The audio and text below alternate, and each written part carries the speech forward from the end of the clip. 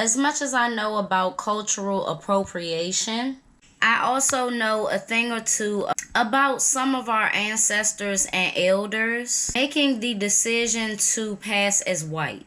Decades and decades ago, the treatment that people of color had to endure and witness traumatized our community and continues to have that same effect to this day. Many of our elders had to move far, far away in hopes of finding happiness and kindness. But there was also some of our ancestors who made more drastic decisions to get better jobs, to get married to more successful men, not really caring about if they have a racist background or not. And most importantly, the opportunity not be looked at as the scum of the earth. Passing as white was something that females and males of black descent who were fair skinned, some would call it light skinned, folks could do, but it depends on the individual. I've heard many stories of Creole people who were able to pass as white. Creole people are those who are mixed with European and black descent. And if people assume that a person of color was Caucasian, you would either get offended or go along with it.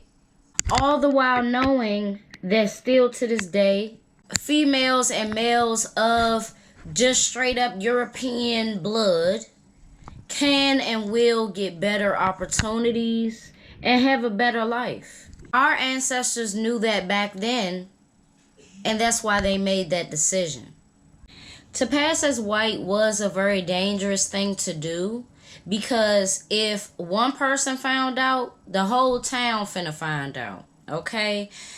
It don't take long for word to spread that you have black in your blood. So people would be putting their lives on the line just to have a better life, when we already doing that as it is, being a black person. Now, another drastic thing that our ancestors had to do if they were passing as white is disown and disattach or however you want to put it from all their family. Yes, that means moving to a new place, but that means never talking to your family again, never being seen with them. You got to really get into the mind of a young Caucasian woman. You know what I mean? You have to fit the aesthetic. You have to dress like them. Try to have your hair like them as best as you could, even though that's hella hard with our grain of texture. Okay? And if you are procreating with a white man and you got black in your blood, you gotta hope and damn pray that your children don't come out dark. And that's a hell of a life to live, stressing about putting on makeup every day before your husband get up. I've heard a situation like that.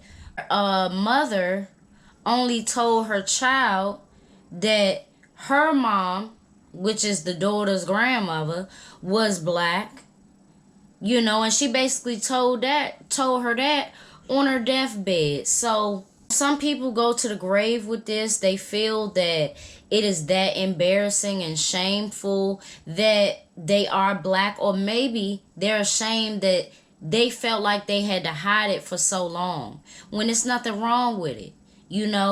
I feel bad for people that grow up in such spiteful and evil households that make kids believe that a person of a certain race is a bad person because of their race.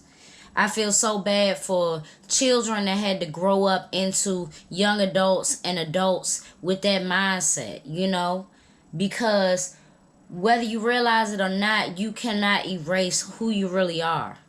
And honestly, if you're trying to lie about it, it's going to get brought to the light, and that's going to make it even worse. So that is a little bit of information on our ancestors passing as white.